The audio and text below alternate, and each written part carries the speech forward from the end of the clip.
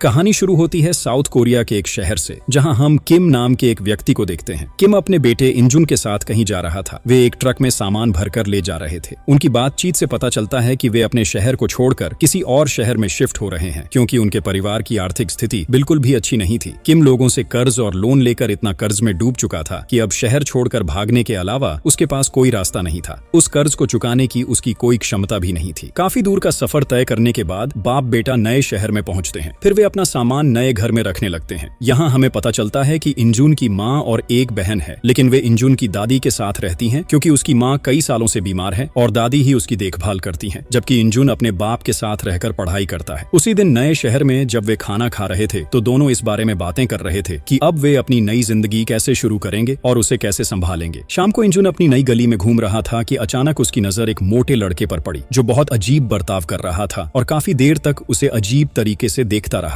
इंजुन समझ ही नहीं पा रहा था कि इस लड़के की समस्या क्या है। थोड़ी देर बाद वो लड़का वहां से चला गया और इंजुन उसकी ओर देखता ही रह गया, क्योंकि उसका बर्ताव वाकई अजीब था। कुछ दिन बीत गए। अब इंजुन ने इस शहर के एक नए स्कूल में एडमिशन ले लिया था। आज उसका पहला दिन था तो वह तैयार होकर स्कूल आया, लेकिन स्कूल के लड़के उसे अजीब तरह से देख रहे थे, क्योंकि इंजुन दिखने में थोड़ा भोला भाला था। जब वह अपनी क्लास के सामने पहुंचा तभी दूसरी तरफ से कुछ लड़के आ रहे थे। ये लड़के दरअसल स्कूल के एक खतरनाक गैंग के सदस्य थे, जिसका नाम था ज्यूस गैंग। इस गैंग का लीडर था जेनुन, जो स्कूल का सीनियर था और जिसे देखकर लगभग पूरा स्कूल डरता था। यहाँ तक कि स्कूल के नियम कानून भी उनके हिसाब से चलते थे। यहीं पर इंजुन की मुलाकात अपने क्लासमेट सैम से होती है। सैम उसे ज्यूस गैंग दिखाकर कहता है, वो देख, ये हमारे स्कूल का सबसे खतरनाक गैंग है। हमारे स्कूल में 2 गैंग हैं और दोनों ही बहुत खतरनाक हैं। इन दोनों गैंग का नाम था ज्यूस गैंग और बाडई गैंग। सैम ने उसे समझाया कि इनसे हमेशा दूर रहना, नहीं तो इनके जाल में फंस जाओगे। लेकिन इंजुन ने इस बात पर ज्यादा ध्यान नहीं दिया, क्योंकि उसका ध्यान बस पढ़ाई पर था। क्लास शुरू होने के बाद उनकी क्लास टीचर आती है। उन्हें देखकर इंजुन थोड़ा हैरान हो जाता है, क्योंकि उनका लुक काफी फनी था, थोड़ा मिलिट्री स्टाइल का, लेकिन वो उनकी नई टीचर थी। उन्होंने अपना नाम पार्क बताया और पढ़ाना शुरू कर दिया। पीछे बैठे सैम ने इंजुन से कहा, शायद तुम्हें इन्हें देखकर हंसी आए, लेकिन ये कोई साधारण टीचर नहीं है। इनमें बहुत टैलेंट है और प्रिंसिपल ने इन्हें खुद हायर किया है। ब्रेक टाइम में उनकी क्लास का एक लड़का इंजुन को बुलाता है। इंजुन जाकर कहता है, अंकल, आपने मुझे बुलाया? इस पर वो लड़का गुस्सा हो जाता है, क्योंकि असल में वो उनका क्लासमेट था, बस उम्र में सबसे बड़ा था और दिखने में थोड़ा एंकल जैसा लगता था। तभी इंजुन को याद आता है कि ये वही मोटा लड़का है जिसे उसने सड़क पर देखा था। उस लड़के का नाम था योनगसू और वो स्कूल के सबसे स्ट्रॉन्ग स्टूडेंट्स में से एक था। योनगसू ने बताया कि वह और इंजुन पड़ोसी भी हैं, इसलिए वह दोस्ती करना चाहता है। उसने हाथ मिलाकर कहा, अगर कभी मदद चाहिए तो मुझे बता देना। इंजुन खुश होकर क्लास में लौट आया, जहाँ उसने योनगसू के बेस्ट फ्रेंड जिन को देखा। जिन भी काफी स्ट्रॉन्ग था और उसकी फाइटिंग स्किल बहुत अच्छी थी। इंजुन को अच्छा लगा कि पहले ही दिन उसके इतने मजबूत दोस्त बन गए। इसी बीच पता चलता है कि योनगसू खाने का बहुत शौकीन है और मौका मिलते ही खाता रहता है। एक दिन जब जिन क्लास की खिड़की के पास खड़ा था, ऊपर की क्लास से एक सीनियर उसे ताना मारता है और गाली देकर छोटा साबित करने की कोशिश करता है। जिन को ये बिल्कुल पसंद नहीं आता और वह उसे धमकी देता है। थोड़ी देर बाद वही सीनियर, जिसका नाम था अबलिंग, अपने साथियों के साथ नीचे आकर जिन से भिड़ने आता है। अबलिंग जिन को धमकाता है, लेकिन तभी योनगसू की नींद खुल जाती है। योनगसू कहता है, अगर मेरे दोस्त को छुआ तो यहीं खत्म कर दूंगा। अबलिंग फिर योनगसू से उलझने की कोशिश करता है, लेकिन तभी टीचर पार्क आकर बीच बचाव करती है और एबलिंग की टीम को डांट कर बाहर निकाल देती है। इस घटना के बाद इंजुन, योनगसू और जिन हंसते हुए साथ में खाना खाते हैं और एबलिंग की टीम का मजाक उड़ाते हैं। थोड़े ही समय में वे तीनों बहुत अच्छे दोस्त बन जाते हैं। योनगसू कहता है कि अब से वे अपनी खुद की गैंग बनाएंगे और उसका नाम रखेंगे रियूनियन गैंग। इसमें उनके अलावा और भी दोस्त शामिल होंगे। तभी वहाँ पिंजन नाम का एक लड़का आता है और बताता है कि ज्यूस गैंग ने स्कूल के सभी लोगों के लिए एक अनाउंसमेंट किया है। स्कूल में एक रेसलिंग टूर्नामेंट आयोजित किया गया, जिसमें फर्स्ट ग्रेड के सभी स्टूडेंट हिस्सा ले सकते थे और इस टूर्नामेंट का जो विनर होगा वह जियोस गैंग का मेंबर बन सकेगा। यह सुनकर सभी बहुत एक्साइटेड हो गए। फिर धीरे धीरे सभी स्कूल के मैदान में जमा होने लगे। दरअसल हर किसी के मन में ज्यूस गैंग में शामिल होने की इच्छा थी, क्योंकि ज्यूस गैंग से सभी डरते थे। अगर कोई इसमें शामिल हो जाता तो उसके पास अलग तरह की पावर आ जाती और यह पावर सबको चाहिए थी। यूनून और उसके दोस्त भी वहाँ सबकी एक्साइटमेंट देखने आए थे। स्टूडेंट्स में तो मानो होड़ लग गई थी टूर्नामेंट में भाग लेने की और कई लोग पहले से ही रेसलिंग प्रैक्टिस शुरू कर चुके थे। लेकिन जो योंगसू यानी उनकी टीम का कोई भी मेंबर इस गैंग में शामिल होने की इच्छा नहीं रखता था, क्योंकि वे जानते थे कि जियोस गैंग के मेंबर्स बहुत ताकतवर और परेशान करने वाले हैं और हमेशा अपनी पावर का गलत इस्तेमाल करते हैं। इसलिए ज्यून और उसकी टीम वहां से सीधे अपनी क्लास में लौट गए। क्लास में आने के बाद यूनजन फाइट प्रैक्टिस कर रहा था, क्योंकि अब उसे समझ आ गया था कि पूरा स्कूल असल में गैंगस्टर्स के कंट्रोल में है। अगर वह खुद को तैयार नहीं करेगा तो इस स्कूल में टिक पाना मुश्किल होगा। इंजुन ने ज्यून से कहा, तू तो बहुत अच्छा फाइट करता है, क्या तू मुझे भी फाइट सिखाएगा ताकि मैं अपनी रक्षा कर सकूं। जियून मान गया और उसे अलग अलग फाइट स्किल्स सिखाने लगा। साथ ही उसने कहा कि फाइट एक स्किल है जिसे जितना ज्यादा प्रैक्टिस किया जाए उतना ही मजबूत होती है। इंजुन की फाइटिंग स्किल भी अच्छी थी और वह जियून की हर मूव को तुरंत सीख लेता था। जियून ने कहा कि उसे बस थोड़ी और प्रैक्टिस की जरूरत है, वरना उसकी फिटनेस पहले से ही अच्छी है। इंजुन घर जाकर खुद से प्रैक्टिस करने लगा और ताकत बढ़ाने के लिए अलग अलग एक्सरसाइज भी करने लगा। जियून ने उसे 2 उंगलियों पर बैलेंस करके एक स्पेशल एक्सरसाइज करने को कहा जिससे हाथ की हड्डियां मजबूत हों। काफी मुश्किल होने के बावजूद इंजुन ने यह किया। अगले दिन सुबह इंजुन योंगसू के साथ स्कूल जा रहा था और रास्ते में वे बातें कर रहे थे। योंगसू ने बताया कि वह कभी बहुत अच्छा फाइटर था और स्कूल के सारे गैंगस्टर उससे डरते थे, लेकिन एक दिन उसने अचानक फाइट छोड़ दी और कसम खाई कि अब कभी गलत काम नहीं करेगा। जब गैंग को यह पता चला तो वे उसके पीछे पड़ गए और अक्सर उससे फाइट करने की कोशिश करते हैं। कुछ दूर आगे इंजुन और योंगसू ने देखा कि कुछ लड़के एक स्टूडेंट को बुली कर रहे हैं और उसके बैग से पैसे निकाल रहे हैं। इंजुन और योंगसू को गुस्सा आया, लेकिन योंगसू तो फाइट नहीं कर सकता था, इसलिए इंजुन ने अपनी फाइटिंग स्किल से उन्हें डराकर भगा दिया। फिर वे सीधे ज्यूस गैंग के कुछ मेंबर्स को यह बताने गए कि इंजुन और योंगसू ने उनके काम में दखल दिया है। जब इंजुन और योंगसू क्लास में पहुंचे तो देखा वहां कुछ लड़के योंगसू का इंतजार कर रहे थे, जिनमें से एक का नाम बॉल्डमैन था जो जेस गैंग का मेंबर था। बॉल्डमैन ने आकर कहा, बहुत हिम्मत आ गई है तुम्हें हमारे काम में टांग अड़ाने की, और योंगसू तू तो फाइट से दूर रहता था, फिर अब हमारे मामलों में क्यों पड़ रहा है। योंगसू ने फाइट करने से मना कर दिया, लेकिन बॉल्डमैन ने धमकी दी कि अगर फिर उनके काम में दखल दिया तो वह नहीं छोड़ेगा। तभी जोस गैंग का लीडर जियोन आ गया और बॉल्डमैन को थप्पड़ मारते हुए बोला, तू भूल गया कि योंगसू कभी हमारे लाइन का बंदा था। फिर उसने योंगसू से कहा कि सुना है वह टूर्नामेंट में हिस्सा नहीं लेगा, लेकिन वह चाहता है कि योंगसू इसमें शामिल हो क्योंकि उसे यकीन है कि योंगसू जीतेगा और उनकी टीम में जुड़कर स्कूल में उनकी पावर बढ़ाएगा। योंगसू ने साफ मना कर दिया और कहा कि वह कभी गैंग में शामिल नहीं होगा क्योंकि उसने फाइट छोड़ दी है और अब बस पढ़ाई खत्म करके यहाँ से निकलना चाहता है। जॉन गुस्से में बोला, फाइट छोड़कर तेरे तेवर बहुत बढ़ गए हैं, देखना एक दिन तुझे मेरी टीम में आना ही पड़ेगा। इतना कहकर वह अपने मेंबर्स के साथ चला गया। इंजुन ने योंगसू से कहा कि उन्होंने धमकी दी लेकिन फिर भी तुम्हें हाथ तक नहीं लगाया। योंगसू ने कहा, क्योंकि वे मेरी फाइटिंग स्किल जानते हैं। स्कूल छुट्टी के बाद इंजुन योंगसू के घर गया क्योंकि वह उसकी फाइटिंग स्किल के बारे में और जानना चाहता था। वहां उसने देखा कि योंगसू एक साथ 50 उबले अंडे खा रहा था, जिससे उसे अंदाजा हुआ कि योंगसू इतना स्ट्रांग क्यों है। इंजुन ने पूछा कि जॉन ने क्यों कहा कि वह उनके लाइन का था। योंगसू ने बताया कि वह भी पहले गैंगस्टर था और हमेशा फाइट करता था, लेकिन बाद में अपनी गलती समझकर सही रास्ते पर आ गया। जॉन चाहता है कि वह अपनी कसम तोड़कर फिर फाइटिंग लाइन में लौट आए ताकि उनकी गैंग और स्ट्रांग हो जाए। अगले दिन स्कूल में योंगसू को खबर मिली कि जॉस गैंग उसके छोटे भाई को पकड़कर बास्केटबॉल क्लब में ले गए हैं। वह तुरंत अपनी टीम के साथ वहां पहुंचा और देखा कि वे उसके भाई को बुली कर रहे हैं। जॉन ने कहा कि योंगसू तो उनसे फाइट नहीं कर सकता, इसलिए अब उसका भाई बॉल्डमैन से लड़ेगा। अगर उसने फाइट नहीं की तो उसे कायर समझा जाएगा। योंगसू का भाई गुस्से में चैलेंज स्वीकार कर लेता है। फाइट शुरू होने से पहले बॉल्डमैन कहता है कि कफन का इंतजाम कर लो क्योंकि उसका भाई मरने वाला है। योंगसू को गुस्सा आता है, लेकिन वह खुद को कंट्रोल में रखता है। फाइट में योंगसू का भाई बॉल्डमैन को अच्छे से रोकता है, लेकिन आखिरकार बॉल्डमैन चालाकी से उसके गले पर पैर जमाकर पकड़ लेता है। फिर पैर से छुटकारा पाकर वह उसे बुरी तरह मारता है और योंगसू को ताने मारता है कि वह और उसका भाई एक जैसे नहीं दिखते। योंगसू का गुस्सा चरम पर था, लेकिन उसने खुद को कंट्रोल में रखा क्योंकि उसे पता था कि ये सब उसे फाइट कराने के लिए किया जा रहा है। आखिरकार जियोस गैंग वहां से चली जाती है।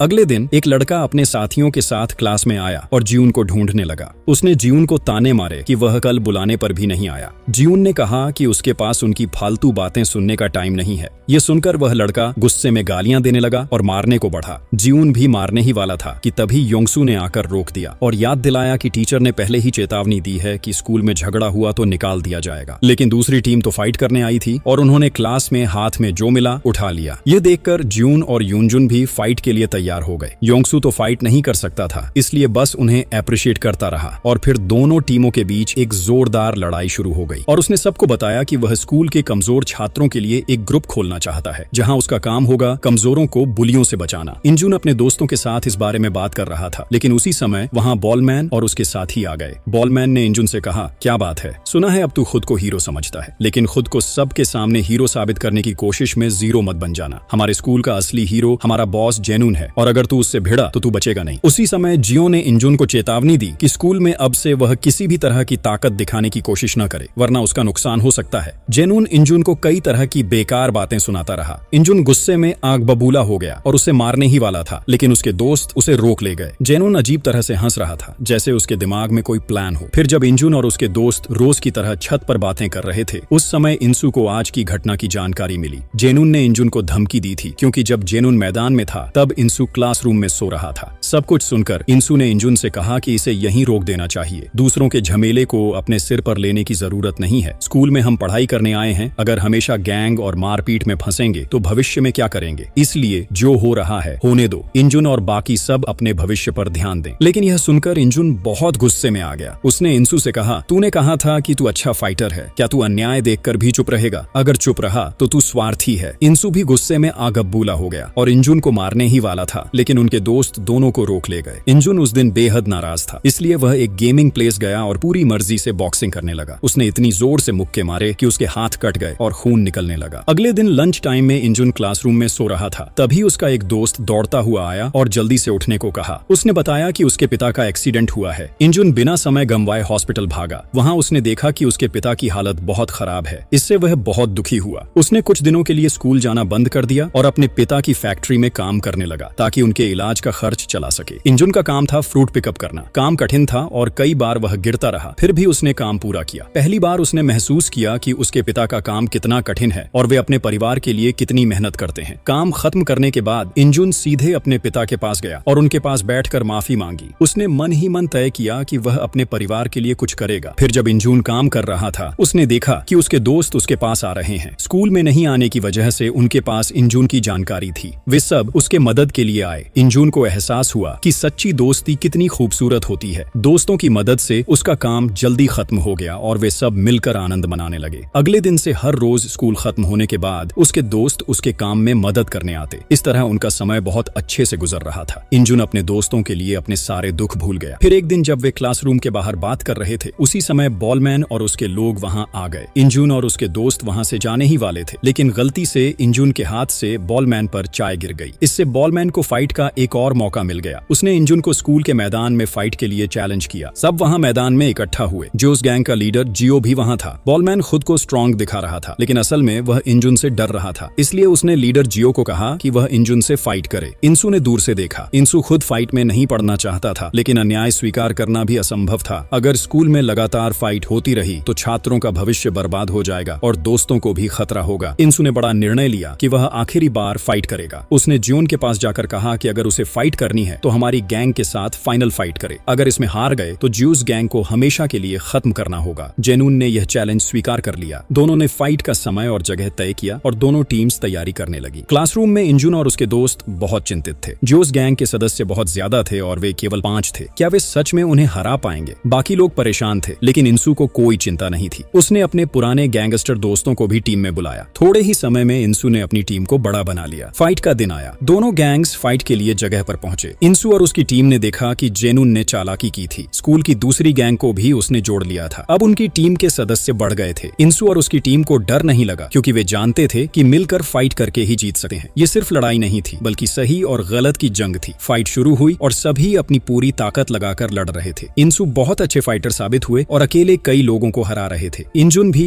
अब बहुत अच्छा फाइटर बन चुका था। उनकी टीम ने आखिरकार जीत हासिल की। जॉन को बहुत गुस्सा आया, लेकिन नियम के अनुसार कुछ नहीं कर सके। इंसु और उसकी टीम की जीत के बाद सब खुशी मनाने लगे। शाम को उन्होंने पार्टी की, जिसमें हर किसी का पसंदीदा खाना था। अगले दिन इंजुन अपने 2 दोस्तों के साथ खाना खा रहा था। तभी उसका दोस्त बोला कि इंसु बहुत अच्छा इंसान है। वह हमारे भविष्य के बारे में सोचता है ताकि हम सब अच्छा कर सकें। वह नहीं चाहता कि स्कूल में कोई गैंग हो। इंजुन को याद आया कि इंसु ने कहा था कि वह भविष्य में बहुत कुछ अच्छा करना चाहता है और अपने परिवार की जिम्मेदारी लेना चाहता है। यह उसका बड़ा सपना था, इसलिए वह अब किसी फाइट में नहीं पड़ना चाहता। वे सब बातें कर रहे थे कि तभी उनका दोस्त सैम दौड़ता हुआ आया। उसने बताया कि इंसु की हालत बहुत खराब है, वो हॉस्पिटल में भर्ती है। कल रात किसी ने उस पर हमला किया और उसके सिर पर जोर से चोट आई। यह सुनकर इंजुन और उसके सभी दोस्त हॉस्पिटल भागे। वहां इंसु की बहन थी। उसने बताया कि इंसु अभी होश में नहीं आया है और डॉक्टर ने कहा कि किस समय होश आएगा कोई नहीं बता सकता। इंजुन और उसके दोस्त बहुत दुखी हुए, खासकर इंजुन, जो हमेशा विपत्ति में इंसु के साथ रहा। फिर इंजुन अपने दोस्तों के साथ सीधे पुलिस स्टेशन गया ताकि पता लगाया जा सके कि इंसु पर हमला किसने किया। लेकिन पुलिस ऑफिसर ने कहा कि यह स्कूल स्टूडेंट्स के लिए नया नहीं है। आज कुछ नहीं करेंगे, कल फिर फाइट करेंगे, इसलिए इनको गंभीरता से लेने की जरूरत नहीं है। इंजुन और उसके दोस्तों को पढ़ाई पर ध्यान ध्यान देने के लिए कहा गया, जिससे वे सभी बहुत गुस्से में आ गए। इंजुन समझ गया कि पुलिस से अपराधी को नहीं पकड़ा जा सकता, इसलिए उसे खुद कुछ करना होगा। वह उदास होकर घर आया और चुपचाप लेट गया। तभी उसके पिता, जो अब पूरी तरह स्वस्थ हो चुके थे, आए। उन्होंने इंजुन को खाना खाने के लिए कहा, लेकिन इंजुन का गला से खाना नहीं उतर रहा था। जब पिता ने पूछा कि क्या हुआ, तो इंजुन बहुत रोने लगा। उसे डर था कि कहीं इंसू को वह फिर खो न दे। ये सब सोचते सोचते वह पागलों की तरह हो जाता है। फिर बिना कुछ कहे वह घर से निकल जाता है। कई कोशिशों के बाद वह बोलमैन को ढूंढ लेता है। उसे ऐसा लग रहा था कि बोलमैन और उसके साथी ही यंगसू पर हमला करने वाले थे। इस सोच ने उसे पूरी तरह साइको बना दिया। वह बोलमैन से कहता है कि आज उसने यंगसू को मारा है, इसलिए वह उसे किसी भी हाल में नहीं छोड़ेगा, और फिर उस पर हमला कर देता है। इस बीच बोलमैन समझ जाता है कि इंजुन आज बेहद गुस्से में है, क्योंकि उसकी आंखों और चेहरे पर भयानक क्रोध साफ दिखाई दे रहा है। इसलिए वह उसके साथ लड़ने की हिम्मत नहीं करता, बल्कि कहता है कि यंगसू पर हमला करने में उसका कोई हाथ नहीं है। लेकिन इंजुन शांत नहीं होता। फिर भी अंततः वह उसे छोड़ देता है। इस तरह कई दिन गुजर जाते हैं। इसी बीच सारांग को इंजुन के व्यवहार में काफी बदलाव दिखने लगा है। वह इंजुन को मिलने बुलाता है और समझाने की कोशिश करता है कि अब से वह लड़ाई झगड़े में न फंसे।